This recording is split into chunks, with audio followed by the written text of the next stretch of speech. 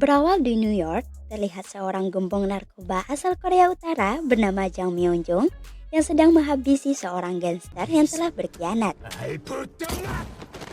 Tak berapa lama, lokasi markas mereka diketahui oleh pihak FBI. Pasukan FBI dari Amerika ini dipimpin oleh Jack. Tak butuh waktu lama, mereka berhasil mengepung Myeong-jung. Atas keberhasilan Jack dalam meringkus Myeong-jung, ia diberi libur tugas untuk sementara waktu. Akan tetapi, Jack menolak dikarenakan ingin menggali informasi dari si pelaku mengenai sumber dana dan saluran penjualannya. Dengan begitu, Jack punya bukti yang kuat untuk memenjarakan Myeong-jung seumur hidup. Di waktu yang bersamaan, di ruang interogasi perwakilan dari Korea Utara mengutus Lim Chol-yung untuk membawa pulang Myeong-jung ke negaranya untuk diadili. Sesuai kesepakatan resmi dari pihak Amerika dan Korea Utara. Sekilas, Jack datang merasa kecewa karena Chol-yung merebut kasusnya. Dengan tegas, ia hanya menjalankan perintah langsung dari Departemen Luar Negeri, bersamaan dengan surat perintah resmi. Hal itu dibenarkan juga oleh atasan Jack bahwasannya Amerika telah menyetujui jika Myeong-jung dideportasi ke Korea Utara. Beliau meminta Jack untuk tidak terlibat pada masalah ini, karena semua demi hubungan diplomatik antara Amerika Serikat dan Korea Utara tetap terjaga. Singkatnya, Myeong-jung dibawa menuju bandara dengan pengawalan super ketat dari pihak FBI. Di tengah perjalanan, tiba-tiba saja mobil yang dikendarai Jack dan pihak Korea Utara menginjak ranjau yang sengaja dipasang oleh anak buah Myeong-jung. Aksi pembebasan Myeong-jung oleh kawanannya pun berlangsung sengit. Dalam aksi tembak-menembak ini, banyak anggota FBI tewas berguguran.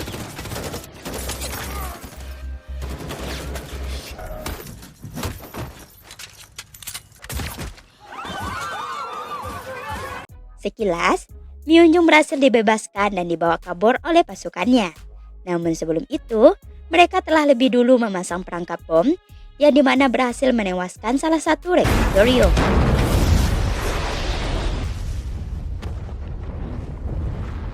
Malam itu, kisah beralih di Seoul, Korea Selatan. Kang Jin-tae yang sudah naik pangkat menjadi kepala tim investigasi cyber yang sedang bertugas memata-matai sekelompok penipu SMS dan telepon, berkedok menang undian. Singkatnya, misi mereka meringkus para aparat ini pun beres. Selanjutnya, Jin-tae menemui mafia pembuat dokumen palsu. Kali ini, ia hendak menggali informasi pada si pelaku yang bernama Sergi, dengan menyamar menjadi pelanggan baru. Ketika Jin-tae sedang bertransaksi, sekilas dua polisi mendatangi mereka, hendak menegur bahwa mobil yang digunakan Sergi berplat palsu.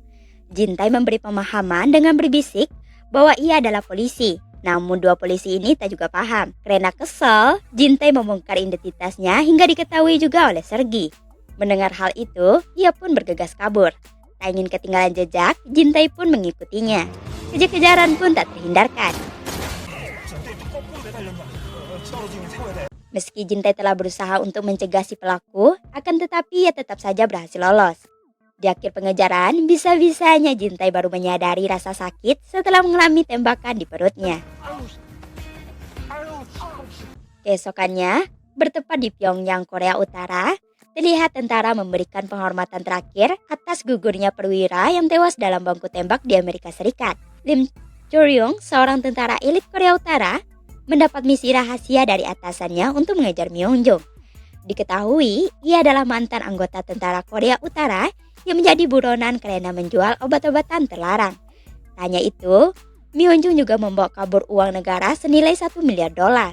Usut punya usut, Myeong-jung ternyata kabur ke Korea Selatan menggunakan paspor palsu. Diketahui, tujuan ia ke Korea Selatan hendak menemui seorang pengelola dana $1 miliar tersebut.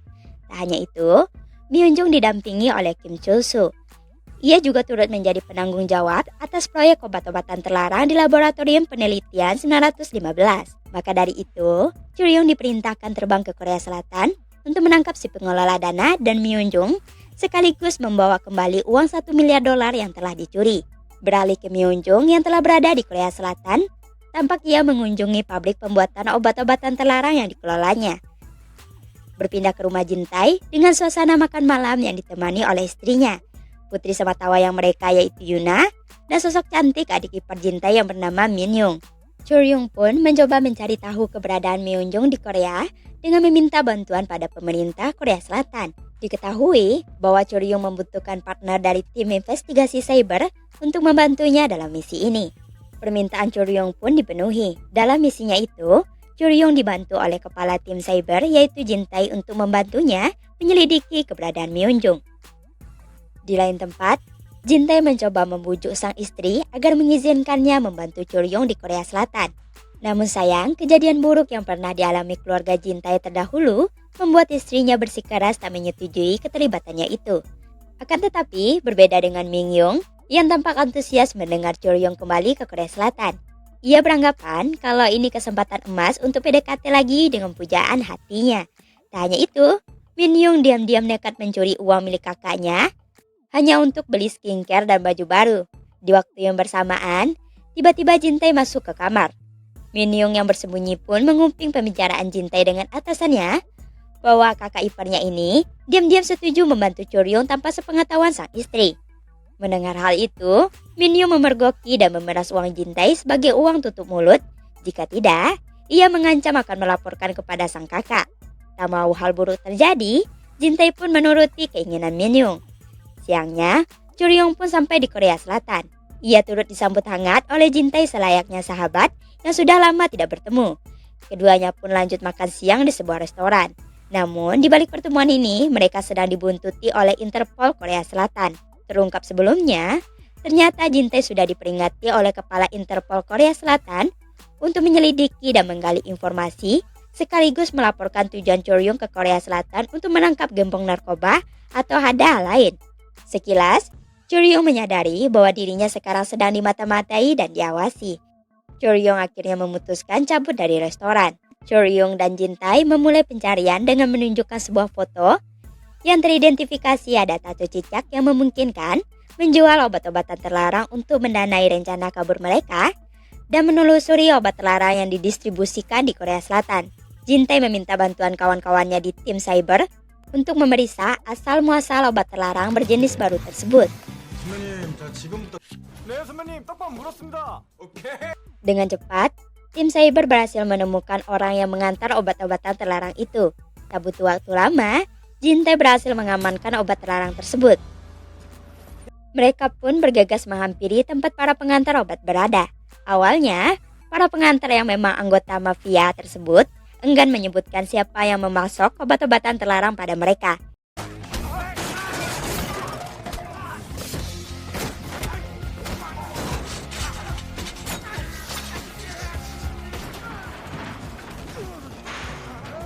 Negosiasi pun berlanjut.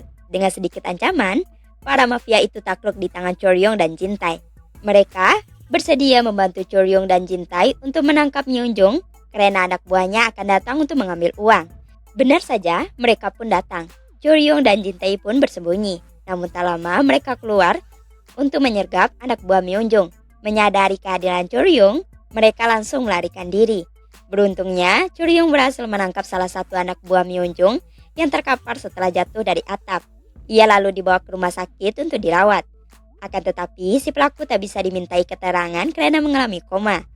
Di waktu yang bersamaan, melalui berita nasional yang disiarkan di TV, terungkaplah jika rahasia Jin Tae kerjasama dengan Choryong diketahui oleh sang istri. Tak tinggal diam, ia segera menelepon Jin Tae untuk pulang.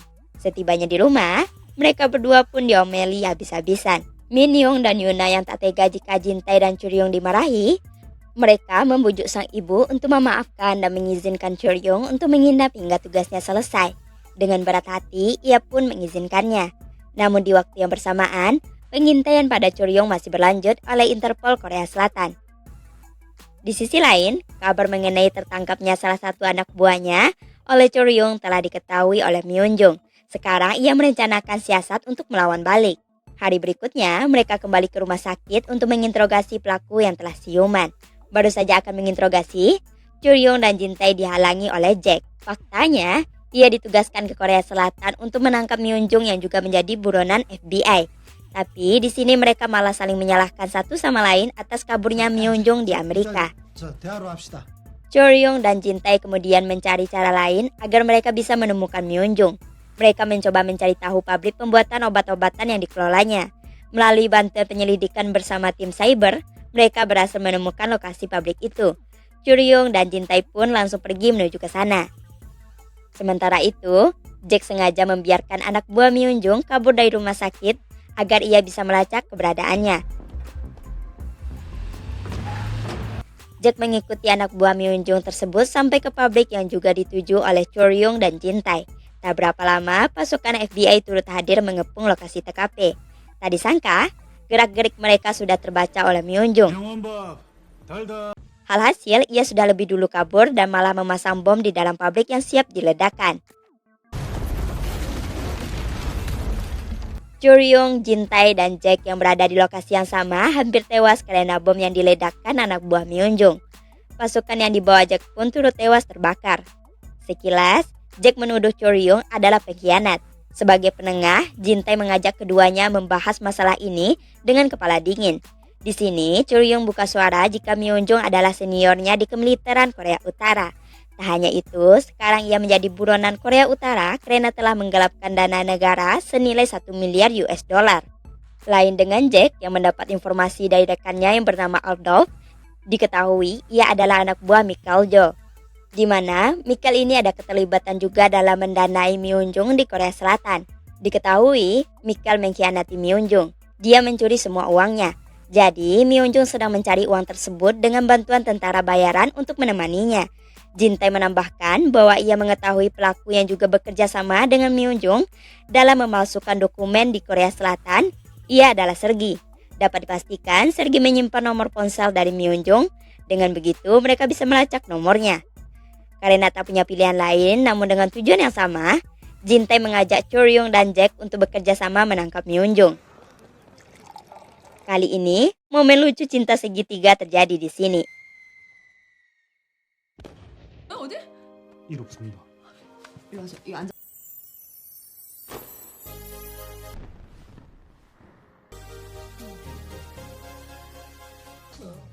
여기는 잭이라고. 괜찮아 근데 아니 버거워했었잖아 그렇잖아도.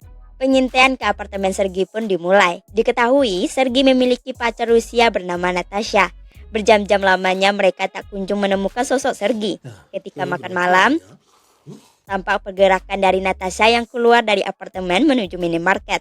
Tak ingin ketinggalan jejak, Min-young dan Churyong pun bergegas membuntuti Natasha, sedangkan Jintae menyusup ke kamarnya guna memasang alat penyadap. Lalu, Jack tetap standby di depan monitor memastikan semuanya aman. Sekilas, Churyong disadarkan dengan makanan yang dibeli Natasha, maka dapat disimpulkan jika ia tidak sendirian. Benar saja, Sergi menyergap Jintae di kamarnya. Beruntung Jintae berhasil meringkus Sergi dan langsung dibawa ke kantor polisi untuk diinterogasi. Dengan bodohnya, Sergi tak mengaku jika ia menyimpan nomor Myunjung. Dan juga tak ingin dipindah penjarakan ke Rusia karena punya trauma dengan polisi di sana. Merasa ada celah yang bisa dimanfaatkan, Jintae meminta Jack menyamar menjadi polisi Rusia untuk menggali informasi dari Sergi. Alhasil, ia yang percaya akan kedatangan polisi Rusia ini pun mulai ketakutan dan bersedia memberikan nomor kontak Myunjung. Dengan bantuan tim cyber, mereka akhirnya menemukan lokasi nomor ponsel ilegal milik Myunjung yang sekarang berjalan ke arah klub malam milik Michael Jo yang berada di pusat kota. Malam itu juga, mereka mendatangi klub tersebut. Di sini, mereka saling memisahkan diri agar tak dicurigai sekaligus memata-matai di sekitar klub. Lain dengan Jintae yang menyamar sebagai pelayan agar mudah akses masuk ke ruang VIP untuk mencari keberadaan Myunjung. Benar saja, ia yang sedang menemui Michael Jo untuk memberikan uang 1 miliar berupa flash disk yang telah dijanjikan sebelumnya. Namun sayang, mengetahui jika jumlah uang yang digelapkan dari Korea Utara tidak main-main banyaknya, Michael Jo berubah pikiran dan berniat menguasai seluruh uang tersebut. Dari sinilah, Myunjung jadi emosi dan menghabisi Michael Jo sekaligus kawanannya. Jintae yang terjebak dalam ruangan yang sama berusaha bersembunyi. Sontak, Churyong dan Jack yang mendengar tembakan di ruangan VIP bergegas menuju TKP. Di tengah lorong, tiba-tiba saja Churyong mengurung Jack dengan alasan memudahkan Churyong meringkus Myunjung tanpa pihak FBI.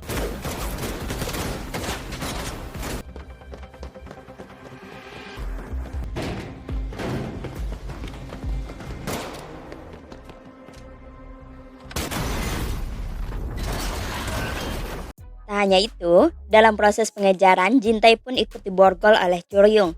Melihat Myeonjung yang tak berdaya, ia pun menyerahkan diri. Bersamaan dengan itu, Choryong menyatakan dengan tegas di hadapan FBI untuk dibawa ke gedung delegasi Korea Utara. Keesokannya, di kediaman delegasi Korea Utara, Choryong menyerahkan flash disk berisi uang senilai $1 miliar yang telah berhasil diamankan dan diserahkan kepada konglomerat tertinggi Korea Utara yang bernama Juntaek. Namun sekilas, Choryong mencurigai sebuah tato di tangan Juntaek yang sama persis dengan bungkusan obat-obatan terlarang milik Myeonjung. Merasa ada yang tidak beres, Choryong kembali menghubungi Jintae namun tak ada jawaban. Kemudian, ia mencoba menghubungi Jack untuk memberitahu jika informannya yaitu Kim Chul-soo sebelum meninggal memberikan pesan terakhir kepada Choryong. Mencoba mencari tahu pada atasannya, disinilah ia mencurigai jika atasannya selama ini bekerja sama dengan Juntaek untuk menguasai uang 1 miliar tersebut. Di waktu yang bersamaan, Jack mendapat serangan dari orang yang tak dikenal. Dari ponsel milik pelaku, Jack mendapatkan fakta bahwa sekarang mereka mengincar keluarga Jintae. Benar saja, sepulangnya, Jintae dikagetkan dengan kehadiran anak buah Myeonjung yang sedang menyandra keluarganya. Tak tinggal diam, Jack bergegas ke rumah Jintae, namun sebelum itu, ia meminta tolong pada salah satu Interpol bernama Sun Ho untuk menolongnya. Singkat cerita, Jintae bersama kawanan Myeonjung memanfaatkannya untuk akses masuk ke kantor delegasi Korea Utara. Tak butuh waktu lama, mereka berhasil menyusup ke ruang kendali dan membuka akses bom untuk diledakkan yang berada di rooftop. Tak cuma itu, mereka juga mematikan sistem lift sehingga Choryong terperangkap di dalam. Di waktu yang bersamaan, Jack dan Sun Ho berhasil melumpuhkan para kawanan Myeonjung dan membawa mereka menggunakan mobil Interpol menuju kantor delegasi Korea Utara. Rasa khawatir Jintae berkurang di saat mengetahui keluarganya sudah diamankan oleh Jack. Di sisi lain, pemindahan uang $1 miliar ke akun Juntaek mengalami peretasan yang disebabkan oleh kawanan Myeonjung. Merasa kesal, beliau mencoba menghabisi Myeonjung, tapi sayangnya anak buahnya terlebih dahulu datang menghancurkan seluruh isi ruangan. Kemudian, dendam Myeonjung pun terbayarkan karena bisa menghabisi nyawa Juntaek dikarenakan ia telah menghilangkan nyawa istri dan anaknya terdahulu. Di sisi lain, Choryong yang terjebak di lift berhasil keluar dan langsung menyerang Myeonjung dan tim. Aksi tembak-menembak pun tak dapat terelakkan. Namun kali ini, Myeonjung berhasil melumpuhkan Choryong. Di sini, Myeonjung mengungkapkan bahwa gas beracun yang terpasang di rooftop akan meledak dengan radius 3 km. Maka, tidak akan ada makhluk hidup yang selamat dari gas beracun ini. Choryong yang sadar akan bahaya bom kimia segera menuju rooftop. Akan tetapi, Myeonjung berusaha mencegahnya.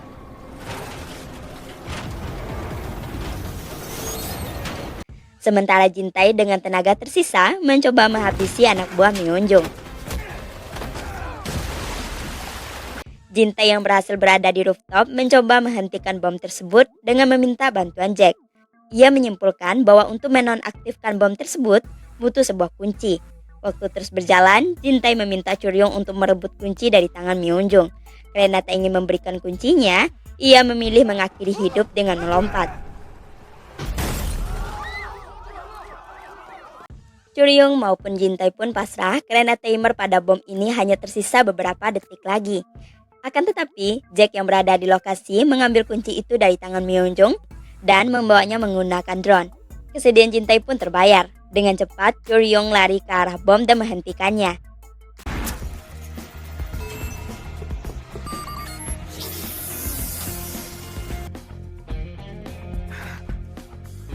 Jintae kemudian menyerahkan flash disk berisikan data uang 1 miliar kepada Choryong yang berhasil ia selamatkan. Namun sayang, Choryong sudah tidak peduli akan uang tersebut. Singkatnya, dana sebesar itu akhirnya dikirimkan oleh Jintae melalui UNICEF untuk membantu Korea Utara yang sedang krisis pangan. Hubungan kedua negara ini pun semakin membaik dengan bantuan kemanusiaan ini. Sebelum film berakhir, Choryong berpamitan dengan Jintae dan keluarga. Tak lupa juga pada Min Young yang berpesan untuk menunggunya kembali.